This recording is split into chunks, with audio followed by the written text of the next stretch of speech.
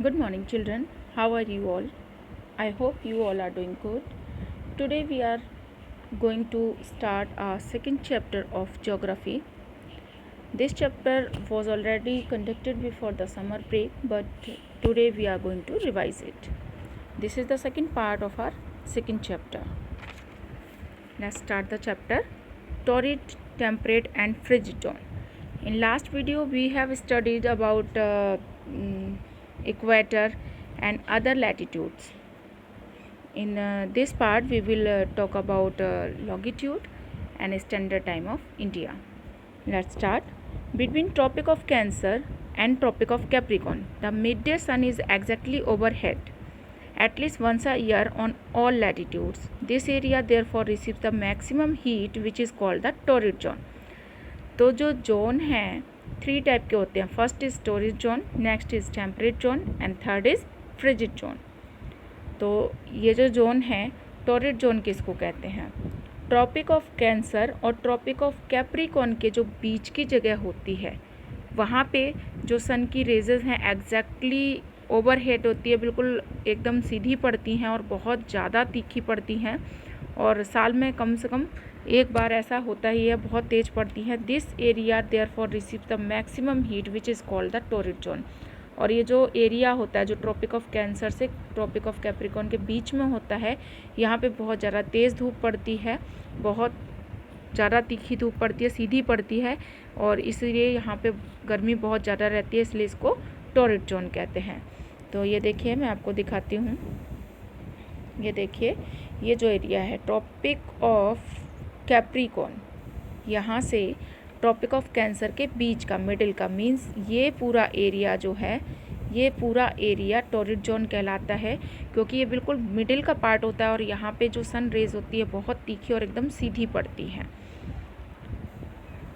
तो next is beyond the Tropic of Capricorn and Tropic of Cancer the midday sun never shines overhead on any latitude.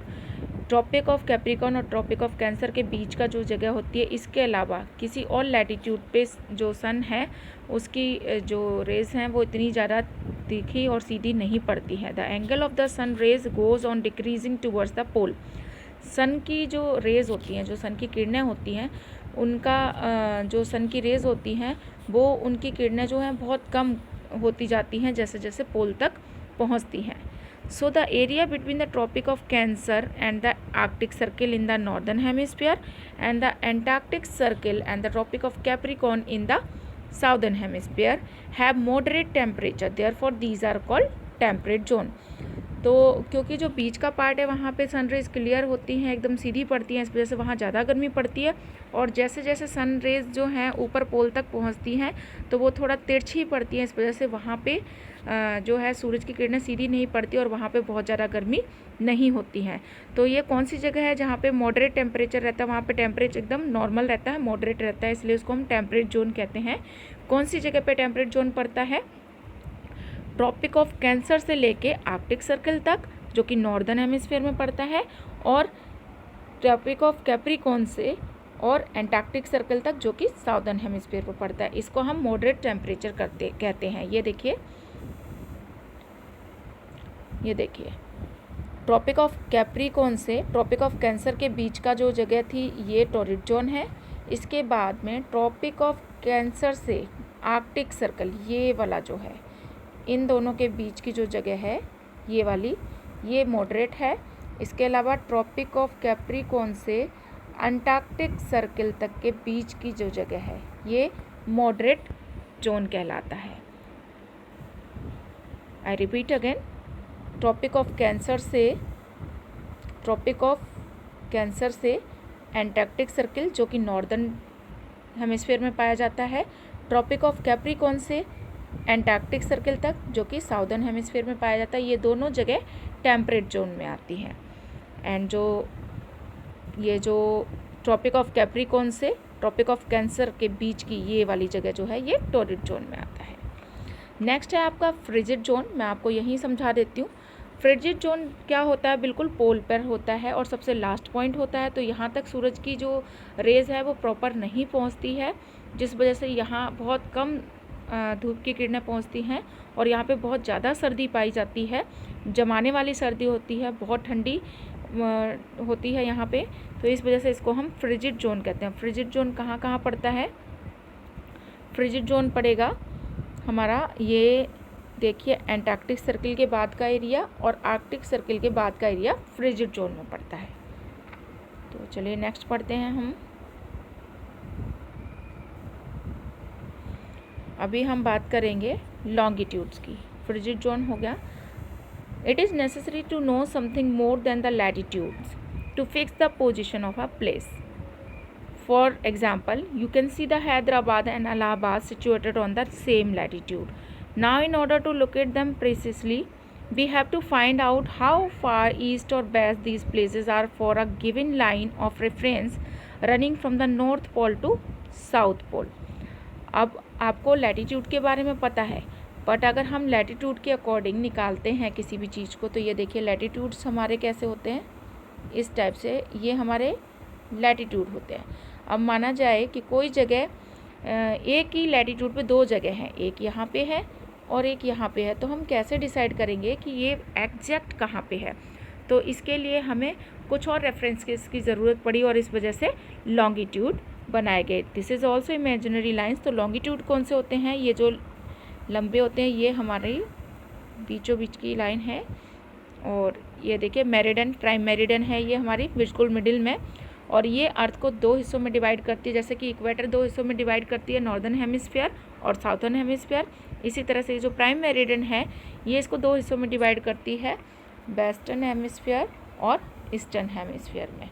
ठीक है, तो हम देखते हैं। तो इस तरह से अब ये देखिए, मान लीजिए इस तरह से हमारे जो लैटिट्यूड्स बने हुए थे और कोई दो एरिया है, एक एरिया यहाँ पे है, एक यहाँ पे है, तो सिर्फ लैटिट्यूड के द्वारा हम इनको नहीं पता कर सकते, इस वजह से लॉन्गिट्यूड भी बनाया गया। अब ये देखिए लॉन्गिट्यूड किस टाइप में है, ऐसे हैं, ये लंबे लंबे होते हैं जो ऊपर जाके सेम एक जगह पे जाकर मिल जाते हैं, ऊपर और नीचे दोनों जगह, ये देखिए इस टाइप से।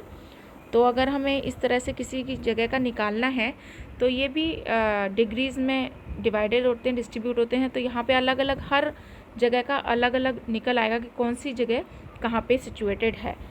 ये देखिए इस तरह से, ये देखिए यस, ये देखिए 30 डिग्री वेस्ट में है ये, इस तरह से ये निकल आएगा 30 डिग्री वेस्ट में। और यहाँ पे नॉर्दर्न एरिया में 20 डिग्री में पड़ रहा है या जो भी पड़ रहा है, उस हिसाब से पूरी एग्जैक्ट लोकेशन आपको पता चल जाएगी कि ये जगह कहाँ पे है। अभी all meridians are of equal length, so it was difficult to number the meridians.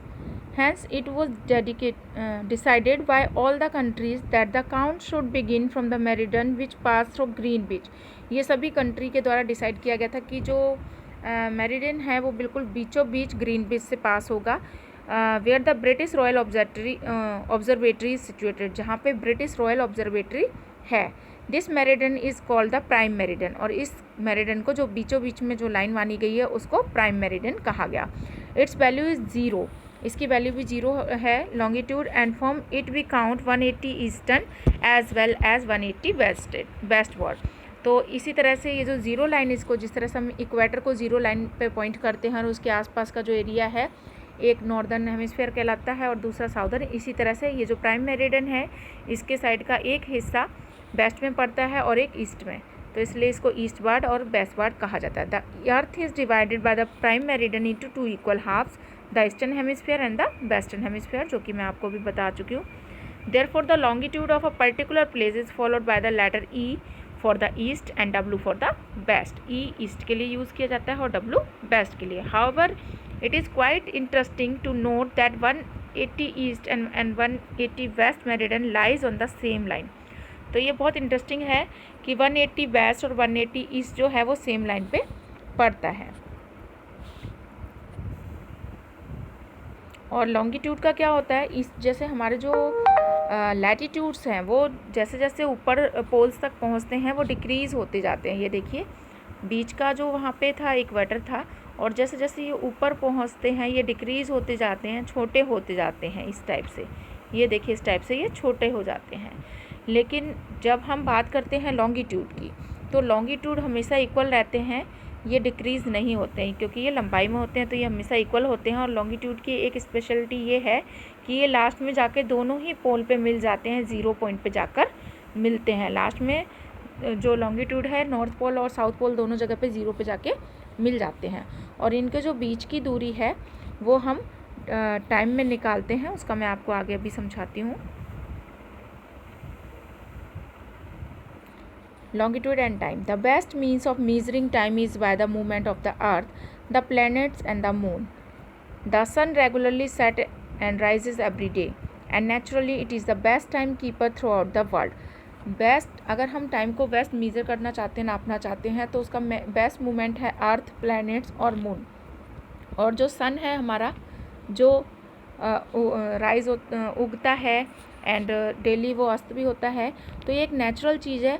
सन जो है वो बेस्ट टाइम कीपर है बर्ड का, जिससे हम टाइम का पता लगा सकते हैं। Local time can be known by the shadow cast by the sun. Local time जो है वो हम सन की शैडो से पता चला सकते हैं, लगा सकते हैं। Which is the shortest at noon and longest at the time of sunrise and sunset. जो कि शॉर्ट बहुत छोटा होता है दोपहर के टाइम पे, और जब सनराइज़ होता है सनसेट होता है तो ये बहुत बड़ा, इसका जो शैडो है बहुत बड़ा दिखाई देता है। When the prime meridian of Greenwich has the sun at the topmost point in the sky. और जब प्राइम मेरिडियन जो कि ग्रीनविच में है वहाँ पे सन टॉप मोस्ट में होता है स्काई पे। All the places along this meridian will have mid day और नून। तो जब प्राइम मेरिडियन पे बिल्कुल बीचों बीच में ग्रीनविच में जब सन की रेज पड़ती हैं, तो जिस लॉन्गिट्यूड पे रेजेस पड़ती हैं वहाँ सब जगह नून होता है, मीन्स दोपहर होती है। As the earth rotates from west to east, जैसे कि अर्थ वेस्ट से ईस्ट की तरफ रोटेट होती है। Those place east of Greenwich will be ahead of Greenwich time and those to the west will be behind. तो जो जगह ग्रीनविच के ईस्ट में है वो वहाँ का जो टाइम है वो आगे चलता है, और जो जगह ग्रीनविच के वेस्ट में पड़ती है उधर जो टाइम है वो पीछे चलता है। The rate of difference can be calculated as detailed here. और कैसे डिफरेंस निकाल सकते हैं वो यहाँ बताया। The earth rotates 360 in about 24 hours. 24 hours में अर्थ कितना रोटेट होती है? 360 डिग्री पे रोटेट होती है, which means 15 an hour and 1 in 4 minute. Means 15 मतलब एक आवर में 15 डिग्री ये घूमती है, 10 और 4 मिनट में 1 डिग्री घूमती है। When it is 12 noon at Greenwich, तो जब ग्रीनविच पे 12 ग्रीनविच पे जब ये सूरज बीचों बीच में होगा तो दोपहर के 12 बजे होंगे। The time at 30 degree east of Greenwich will be 30 into 4 equal to 120 minute. तो ईस्ट में जो टाइम है वो क्या होगा? 30 इंटू 4 करेंगे हम, क्योंकि 30 डिग्री ईस्ट है और 4 मिनट में 1 डिग्री घूमती है, तो 4 से इसको इंटू करेंगे तो आ जाएगा 120 मिनट, i.e. 2 आवर्स। मीन्स हो गया 2 आवर्स, क्योंकि 60 मिनट का 1 घंटा होता है, 1 आवर होता है 60 मिनट का, 120 मिनट हुए तो मीन्स 2 आवर्स हो गया। तो जो ग्रीनविच में ईस्ट का जो टाइम है वो 2 घंटे आगे चलेगा, विच मीन्स 2 PM। तो जब 12 नून होगा ग्रीनविच पे बीचों बीच में, तो जो ईस्ट में जो जगह पड़ेंगी वो 2 घंटे, वहाँ का टाइम 2 घंटे आगे चलेगा।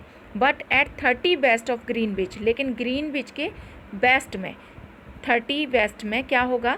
The time will be behind Greenwich time by 2 hours, i.e. It will be 10 AM similarly.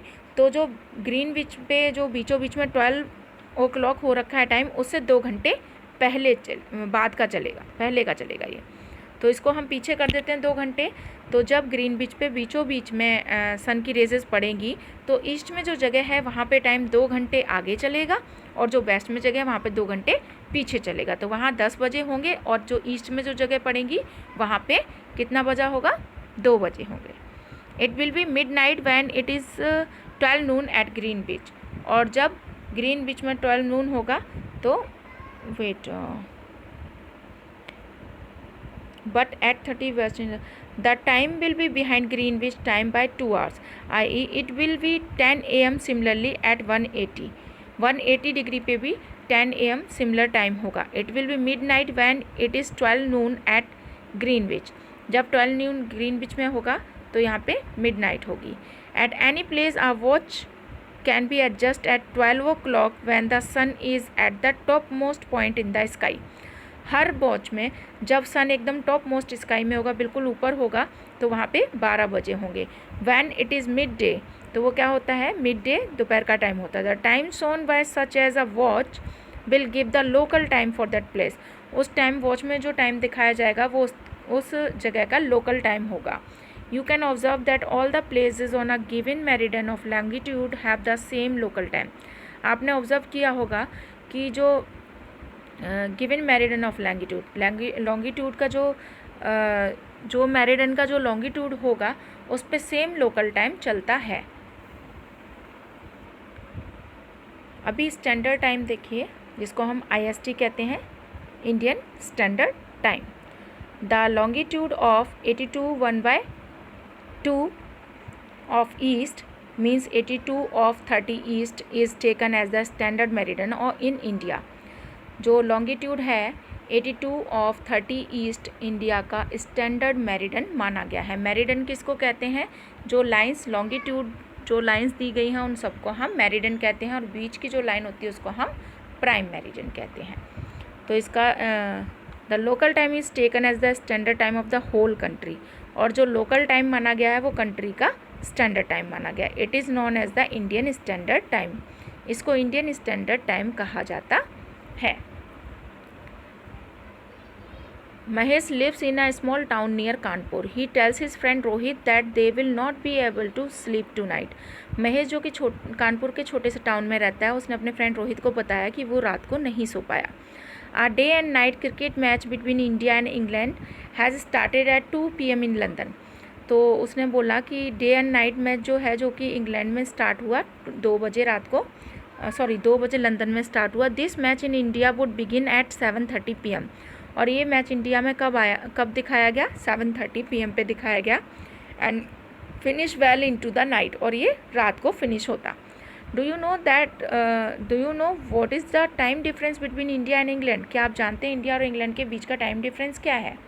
India is located east of Greenwich at 82 of 30 east. It is 5 hours and 30 minutes ahead of GMT। और India जो है Greenwich के east में पड़ता है, तो इसलिए India का जो टाइम है वो बहुत आगे चलता है, तो ये 5 घंटे 30 मिनट आगे चलता है। So when it will B 2 PM Noon in London, तो जब लंदन में 2 PM दोपहर का टाइम होगा, it will B 7:30 PM in India. तो इंडिया में ये टाइम कितना होगा, 5 घंटे 30 मिनट लेट होगा, तो ये होगा 7:30 शाम का। Some countries have more than one standard time. कुछ कंट्रीज़ में एक से ज़्यादा स्टैंडर्ड टाइम होता है। For example in Russia there are 11 standard times. यहाँ पे 11 स्टैंडर्ड टाइम्स है। The earth has been divided into 24 times zone of 1 hour each. तो यहाँ पे जो अर्थ है वो 24 टाइम जोन्स में डिवाइड है 1 घंटे में। हर 1 घंटे बाद मतलब उसका टाइम जोन जो है वो डिवाइडेड है। ईच जोन दस कवर्स 15 डिग्री ऑफ लॉन्गिट्यूड, और हर जोन जो है वो 15 डिग्री लॉन्गिट्यूड में कवर होता है। Hope you understand that topic. Thank you.